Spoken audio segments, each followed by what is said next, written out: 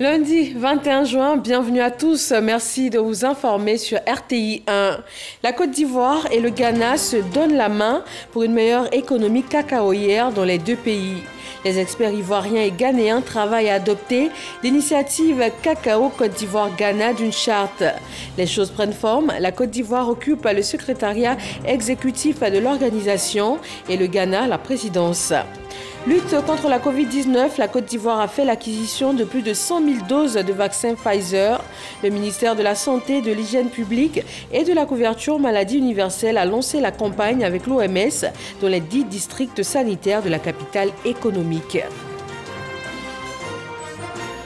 En sport, le ministre Albert François Amicha prend officiellement la tête du comité d'organisation de la Coupe d'Afrique des Nations COCAN 2023. Son prédécesseur, Fekese Lambert, lui a remis les dossiers afférents à sa nouvelle fonction.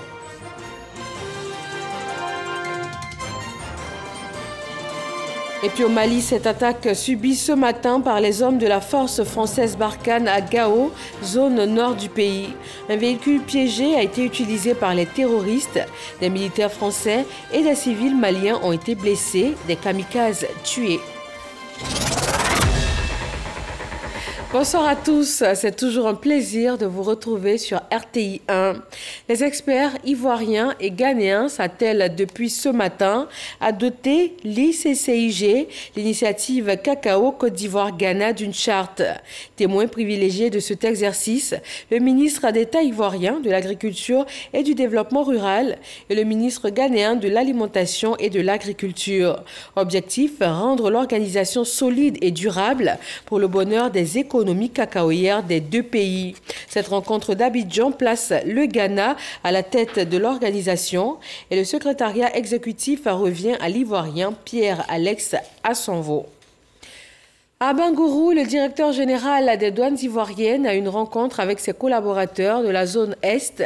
Ils ont échangé sur la méthode à adopter pour améliorer la qualité de service dans les différentes directions régionales. Hermaniamia.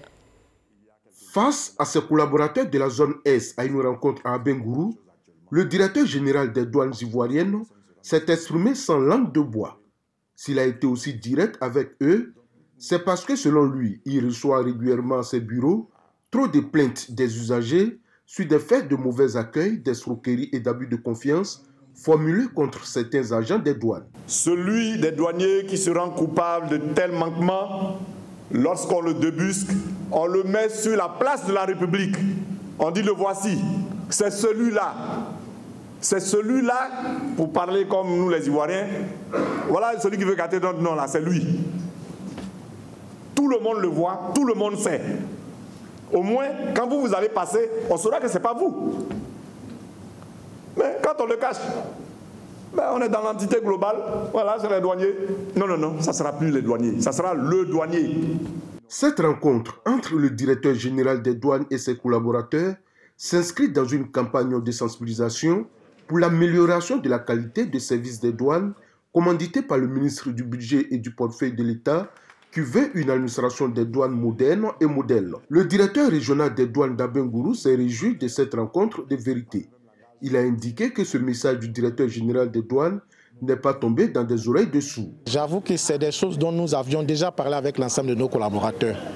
Il est arrivé à confirmer ce que nous avait déjà confié comme instruction et nous avons été heureux qu'il se soit adressé directement à eux. Je crois qu'à travers les interventions de M. le directeur général des douanes, chaque agent interpellé, il a dit à l'occasion de son intervention, le matricule il est individuel pour dire que chacun devra répondre de ses actes déviants. Et ça, j'ai apprécié sa rigueur. Avant Abengourou, le directeur général des douanes était dans les localités de Korogo, Daloa et Boaké pour passer le même message. La caravane de l'entrepreneur a fait escale à l'École supérieure de commerce et d'administration de l'entreprise. Elle est aussi allée à la rencontre des autres grandes écoles de l'INP-HB de Yamoussoukro. La fondation Keidan entend ainsi susciter chez les étudiants l'esprit d'entrepreneuriat. Chancha Kwame. Pour la troisième étape de la caravane de l'entrepreneur, 4 panélistes ont été retenus par la fondation Keidan à l'étape de Yamoussoukro. Gilles Ataï s'est prononcé sur le rôle majeur de la bienveillance en entrepreneuriat. Didier Drogba, footballeur international, a parlé de la nécessité de savoir gérer son succès pour éviter de voir son ascension freinée. Gilles Alexandre Ndia a insisté pour sa part sur l'importance du choix du partenaire d'affaires. Ce choix est primordial pour le succès de l'entreprise en création. Ils ont déjà des amis qui sont sur le campus avec qui ils sont tous les jours. Pourquoi ne pas commencer maintenant ? Commencer à s'unir, commencer à former cette entreprise à partir de l'école. Et je pense que l'ESCA est une école d'élite et donc ils peuvent vraiment produire en fait des entreprises d'excellence à partir d'ici. Enfin, Bruno Koné, ministre de la Construction, du Logement et de l'Urbanisme, a souligné que l'administration c'est bien, mais créer son entreprise, c'est encore mieux. Chaque année, c'est entre 200 et 300 000 personnes qui viennent sur le marché. Il est extrêmement difficile pour l'État seul de faire face. Donc nous encourageons nos jeunes à aller évidemment vers le secteur privé et surtout à aller vers l'entrepreneuriat parce que notre pays regorge d'opportunités dans tous les domaines. Et pour couronner les panélistes, Amadou Samankoua a présenté les différents secteurs d'activité ou entreprendre aux étudiants. Les étudiants ont beaucoup appris de ces échanges. J'ai eu assez d'informations en ce qui concerne l'entrepreneuriat. Je pense que par l'entrepreneuriat, nous pouvons travailler à notre propre compte. Ça a été vraiment enrichissant pour moi en tant que personne parce que j'ai pu prendre des initiatives intérieurement, j'ai pu définir des priorités, des objectifs par rapport à ce que je me fixe comme objectif pour les années à venir. Initiée par la Fondation Keidan, dirigée par Alain Kouadio, la caravane de l'entrepreneur a pour objectif d'inculquer la culture entrepreneuriale aux élèves et étudiants de Côte d'Ivoire. Revenons dans le détail sur cette rencontre du cacao. La Côte d'Ivoire et le Ghana travaillent à faire bouger les lignes. Noël Niagno. D'où Salemlé Affaire atteste sur l'honneur que je servirai pleinement l'initiative en ma qualité de secrétaire exécutif et que je m'engage à maintenir et préserver, protéger de l'initiative Cacao Côte d'Ivoire et Ghana. Avec cet engagement de l'Ivoirien Pierre-Alex Assanvo, premier secrétaire exécutif, l'initiative Cacao Côte d'Ivoire-Ghana devient opérationnelle à côté de ce 21 juin 2021. Mission de l'institution, superviser et gouverner tous les accords avec en prime la question des prix aux producteurs. La grande question aujourd'hui, c'est le prix du cacao aux planteurs. Donc la première action pour moi serait de réconcilier et renforcer le dialogue avec l'industrie pour comprendre comment est-ce que nous pouvons passer au-delà des problématiques actuelles. Organe suprême, le comité de pilotage doit être l'affaire de tous, d'où l'appel du ministre d'État, ministre de l'Agriculture et du Développement rural de Côte d'Ivoire, à toutes les parties prenantes.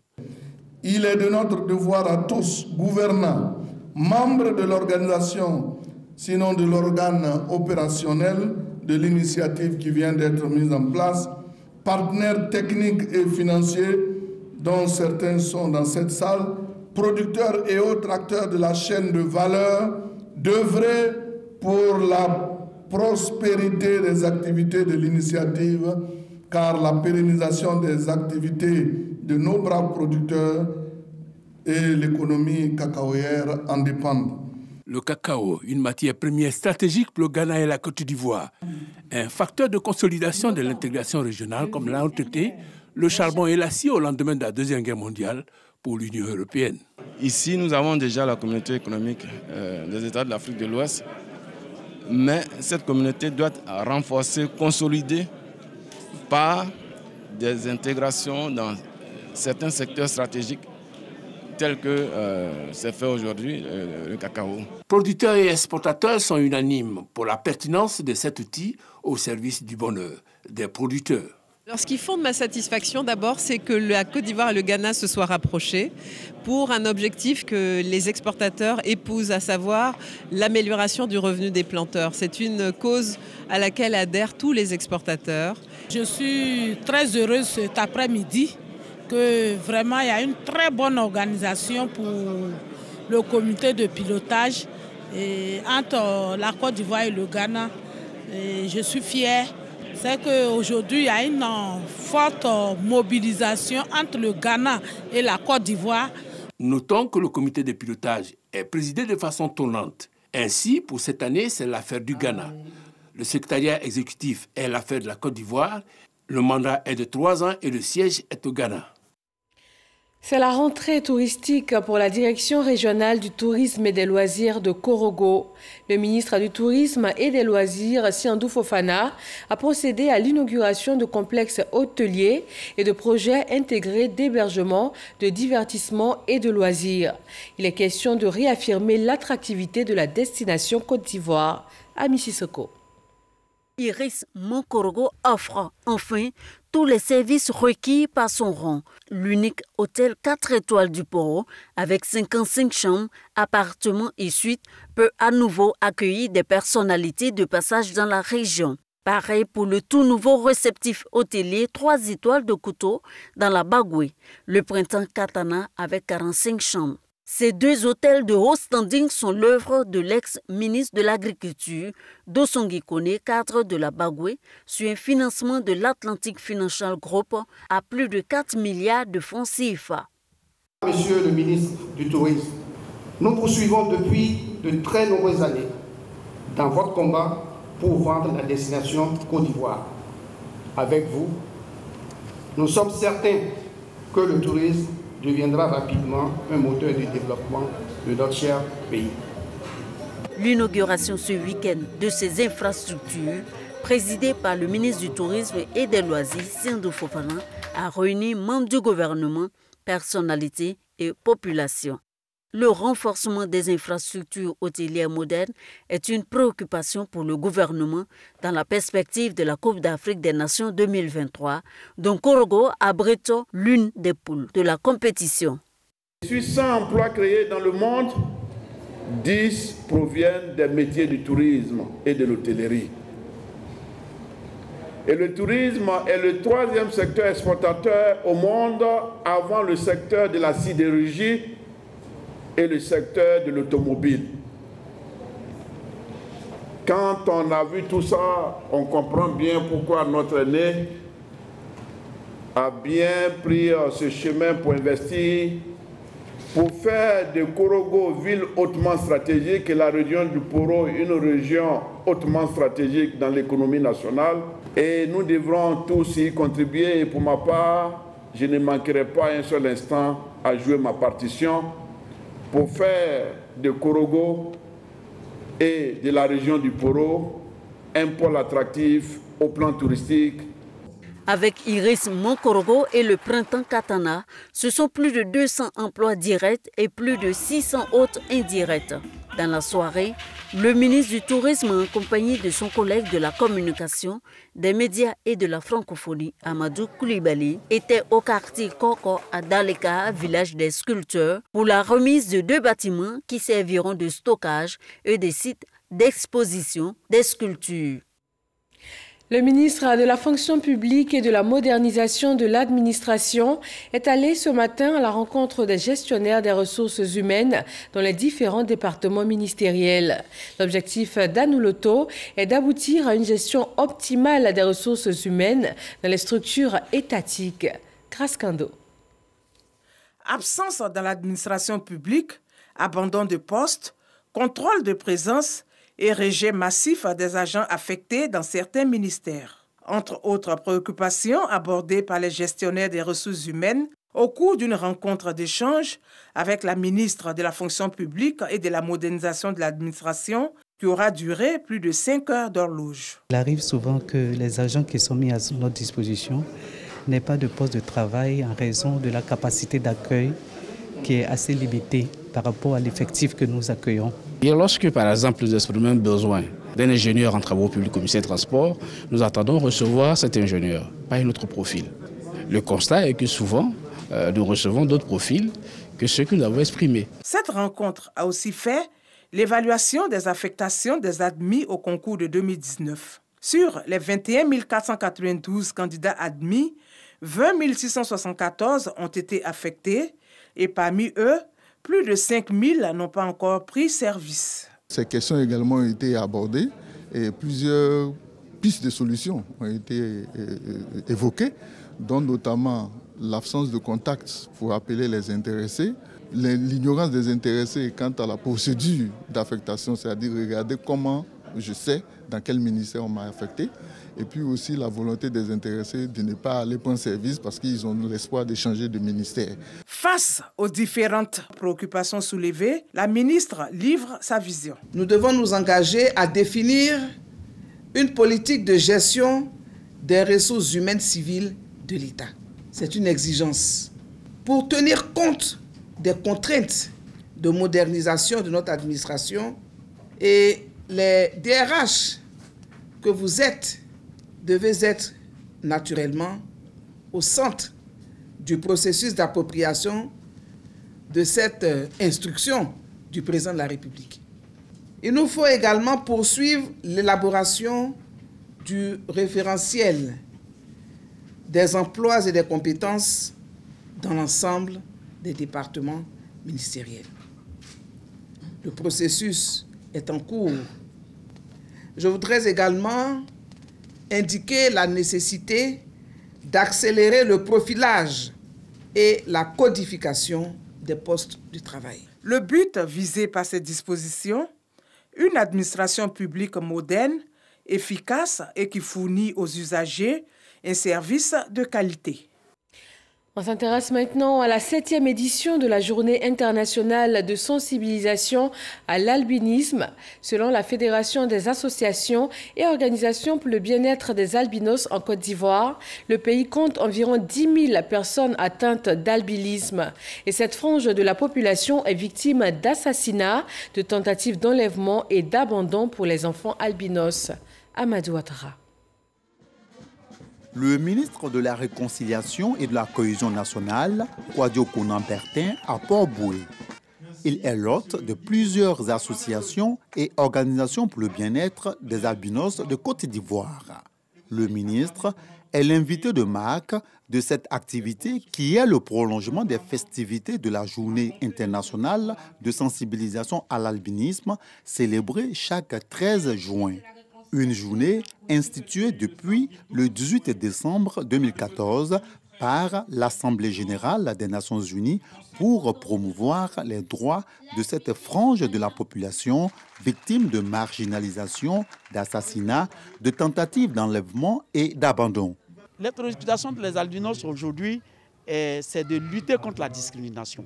En 2010, nous avons enregistré 12 cas d'assassinat rituel, 18 cas de tentatives d'enlèvement et 11 cas de discrimination et d'abandon d'enfants albinos. Le ministre de la Réconciliation et de la Cohésion nationale est venu avec des produits dermatologiques et des parapluies afin de contribuer aux actions de sensibilisation à l'acceptation des personnes atteintes d'albinisme. Kwadio Konan-Bertin a également offert une enveloppe aux organisations œuvrant pour le bien-être des albinos de Côte d'Ivoire. Je voudrais profiter de cette journée pour sensibiliser nos compatriotes sur les atrocités commises sur nos sœurs et nos frères albinos. Ils ont des droits comme nous tous, qu'il nous faut respecter. Un sketch et des messages relatifs aux droits des albinos ainsi qu'à leur intégration socio-professionnelle, des temps forts de cette commémoration de la Journée internationale de sensibilisation à l'albinisme tenue dans la commune de Port-Boué. Les fortes pluies de la nuit du samedi au dimanche 20 juin ont causé des dégâts. Des informations ont circulé sur une destruction du pont de la Riviera Golf reliant à Maputo. Nos équipes ont cependant pu constater que l'infrastructure tient toujours. Elle est partiellement fonctionnelle car en travaux d'agrandissement depuis déjà plusieurs mois. Franck Quadio. Allumez vos phares. Un panneau indicateur, la passerelle reliant la Riviera Golf à Maputo dans la commune de Cocody, bel et bien fonctionnelle, contrairement aux informations faisant état de la destruction totale de la structure suite à la pluie de la journée d'hier dimanche. Aux environs de 6h, 7h par la pluie là. Donc l'ancien pont qui était là était très bas. Et nous sommes montés faire les travaux. Et hier quand il a plu, l'eau est sortie de son nid. Ce qui a fait que juste à côté, là où l'eau est passée sur le côté, ça a carrément creusé sur le côté. Il n'y a pas de pont qui a cédé. Donc hier nuit, nous sommes venus, nous avons travaillé. On a essayé de, fermer avec du gravier. Et ce matin, les voitures passent facilement. Et nous avons même des agents qui sont arrêtés là pour réguler la circulation. Nous sommes en train de faire un nouveau pont que nous allons rehausser. L'ancien pont était très bas. Quand il pleuvait même, aucun véhicule ne pouvait passer par ici. Le prochain pont que nous allons faire, il sera très haut. Et facilement, l'eau va passer en bas et il n'y aura plus de problème. Des usagers rassurés donc qui reprennent le trafic sur la voie partielle mise à disposition. Tout était coupé hier, mais aujourd'hui, au moins, il y a embouteillage, mais on passe. Un pont plus praticable, les travaux sont prévus prendre fin dans les mois qui suivent. En Côte d'Ivoire, l'enquête à indicateurs multiples réalisée en 2016 a relevé que plus de 5 millions de personnes n'ont pas accès à des toilettes. Les communautés rurales et les écoles sont les plus touchées. Pour corriger cette situation, un vaste programme de construction de latrines est en cours et des animateurs communautaires ont été formés dans ce cadre. Ils viennent de recevoir des équipements afin de mener à bien leur mission. La Côte d'Ivoire qui ne faiblit pas dans la lutte engagée contre la maladie à coronavirus, sensibilisation, dépistage et campagne de vaccination continuent.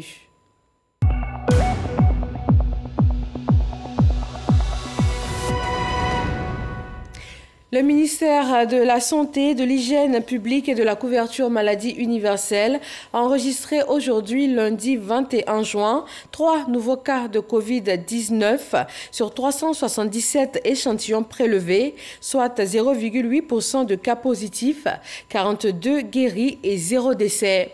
À la date du 21 juin, la Côte d'Ivoire compte donc 48 047 cas confirmés, 308 décès et 252 cas actifs. Le nombre total d'échantillons est de 690 236. Le 20 juin, 7 459 doses de vaccins contre la Covid-19 ont été administrées, soit un total de 733 375 doses de vaccins administrées. Et parlant de vaccination, une nouvelle campagne est en cours. Plus de 100 000 doses de vaccin Pfizer vont servir à cette nouvelle phase de vaccination. Le ministère de la Santé, de l'Hygiène publique et de la couverture maladie universelle a lancé cette campagne avec l'OMS dans les 10 districts sanitaires de la capitale économique ivoirienne. Jean-Marc Djadji.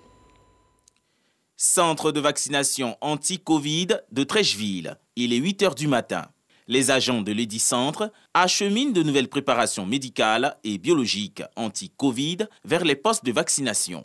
C'est le lancement du vaccin Pfizer sous la supervision des services compétents du ministère de la Santé, de l'Hygiène publique et de la couverture maladie universelle. L'Organisation mondiale de la santé, OMS, accompagne les populations cibles dans cette opération de masse. Vous verrez que tout autour de nous, dans certains pays qui ont réussi les taux de vaccination suffisamment importants, on est même en train de petit à petit d'alléger les mesures, n'est-ce pas, les mesures barrières. J'encourage tout un chacun à se faire vacciner contre la Covid-19. C'est une question de santé publique, c'est donc un devoir citoyen. Il y a une petite consultation, qu'on pose des questions, pour savoir si on a des pathologies chroniques, si on est allergique. Mais bon, ce sont des questions de routine. 100 620 doses de vaccins Pfizer sont disponibles pour les 10 districts sanitaires de la ville d'Abidjan. Le ministère de tutelle invite aussi les populations déjà vaccinées à respecter les consignes de prévention. Le vaccin va être déployé seulement sur la ville d'Abidjan. Vous l'avez dit, il y a des contraintes en termes de conservation. C'est un vaccin qui doit être conservé à moins 80 degrés et ensuite être ramené entre plus 2 et plus 8 degrés avant d'être administré. Nous attendons aussi du vaccin AstraZeneca pour que ceux qui ont déjà fait le vaccin AstraZeneca puissent avoir leur deuxième dose. Ce ne sont pas les mêmes types de vaccins. Donc ceux qui font le Pfizer aujourd'hui doivent continuer leur deuxième dose dans 3 semaines. Ceux qui ont eu le vaccin AstraZeneca attendront que nous ayons un nouvel approvisionnement et vont faire leur deuxième dose d'AstraZeneca. Je voudrais dire à la population de ne pas s'inquiéter. C'est des vaccins qui sont sûrs. Et vous avez vu, avec le vaccin AstraZeneca, nous n'avons pas eu d'effet secondaire qui a entraîné un décès. Le vaccin Pfizer serait efficace à 95% pour prévenir les infections de la Covid-19, selon l'Organisation mondiale de la santé, OMS. Dans l'actualité politique, la Commission électorale indépendante CEI donne des informations sur les élections partielles des sénateurs et le communiqué est lu par Abou Sanogo. Décision numéro 007, CEI et SNP, CC, du 21 juin 2021 portant publication de la liste provisoire des candidats aux élections partielles des sénateurs du 31 juillet 2021. La Commission électorale indépendante, CEI, article 1, déclare, conforme aux prescriptions légales, la composition des dossiers de candidature de Déni Akadi Claude et Mele Djaboud Hilaire, candidat dans la circonscription électorale des Grands Ponts, Traoré Drissa, Diaby Vassiriki, Ousmane Silla et Touré Nabi Issouf, candidats dans la circonscription électorale du Kabadougou, Kambiré Sié et Yen Tontoli Ange Patrick, candidats dans la circonscription électorale du Bunkani, Ouattara Ouseni et Kosonu Kwasi Ignace, candidats dans la circonscription électorale du Gontougo, Niézéré Ignace, Baflan Laure et Clé Georges, candidats dans la circonscription électorale de la Nawa. Article 2 déclare éligibles les surnommés.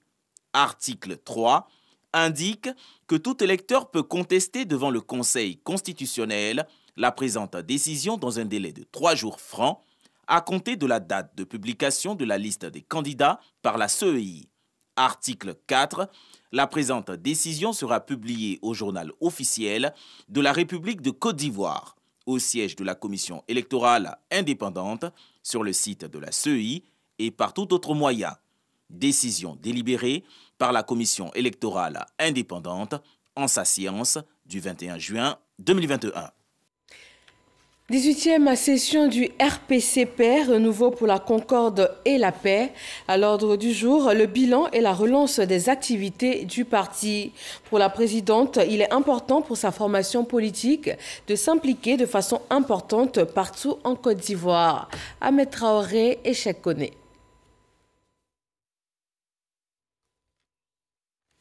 Elle a indiqué dans son discours d'orientation à la faveur de la 18e convention de sa formation politique qui s'est tenue au siège de son parti à Cocody.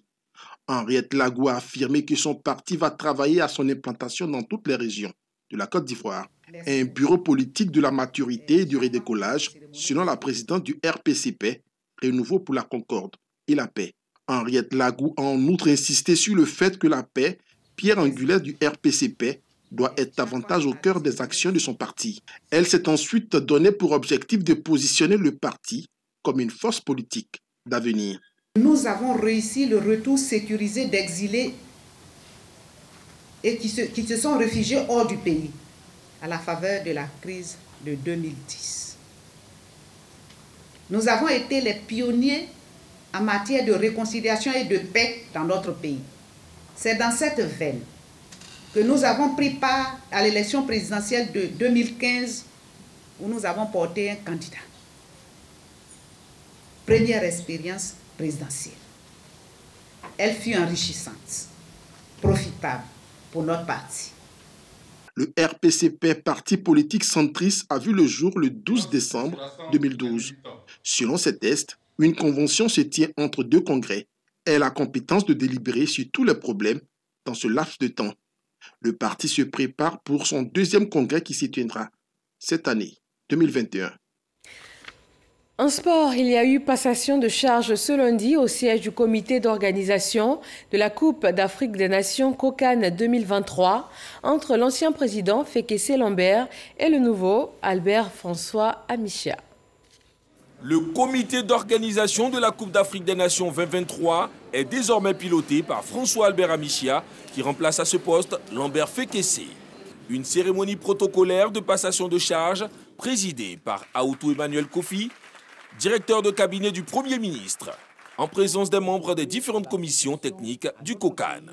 Sur l'état des lieux des préparatifs de la CAN 2023 attribués à la Côte d'Ivoire, Lambert Fekese a fait une présentation précise permettant d'apprécier l'évolution des travaux et les difficultés qui pourraient handicaper la marche du COCAN. À ses collaborateurs, il a demandé de se mettre à la disposition du président entrant. Appréciant ce bilan à mi-parcours, François Albert Amichia a dit son admiration pour le travail réalisé avant de souhaiter la contribution de tous pour relever les défis liés à l'organisation de la CAN 2023. Le temps est compté. Nous sommes à moins de 2 ans de la tenue de la CAN 2023 et il nous faut aller vite. C'est une CAN qui se déroule dans plusieurs villes du pays. Nous allons donc associer non seulement l'administration déconcentrée, mais également les structures décentralisées, c'est-à-dire les maires, les présidents des conseils régionaux. Et maintenant, avec la nomination des ministres-gouverneurs, nous allons travailler avec toutes ces personnes. Avant de passer la main à son successeur, Lambert Fekesse s'est entretenu une trentaine de minutes avec lui à huis clos, avant de lui souhaiter bon vent. Structure créée en 2017 pour l'organisation de la Coupe d'Afrique, le COCAN a pour mission de concevoir et de mettre en place des infrastructures dédiées à la CAN 2023, dont la Côte d'Ivoire est le pays hôte. Dans l'actualité internationale, dans le nord du Mali, les forces françaises de l'opération Barkhane ont été attaquées ce lundi. Un véhicule piégé a été utilisé par les terroristes. Des militaires français et des civils maliens ont été blessés, des kamikazes tués. Le bilan précis n'a pas encore été annoncé. La Côte d'Ivoire en marche, votre magazine fait un focus ce soir sur les actions gouvernementales dans le domaine des ressources halieutiques et de la pêche. Retrouvez après ce journal Delphine Blas. Et moi, je vous dis, passez une très bonne soirée et à demain.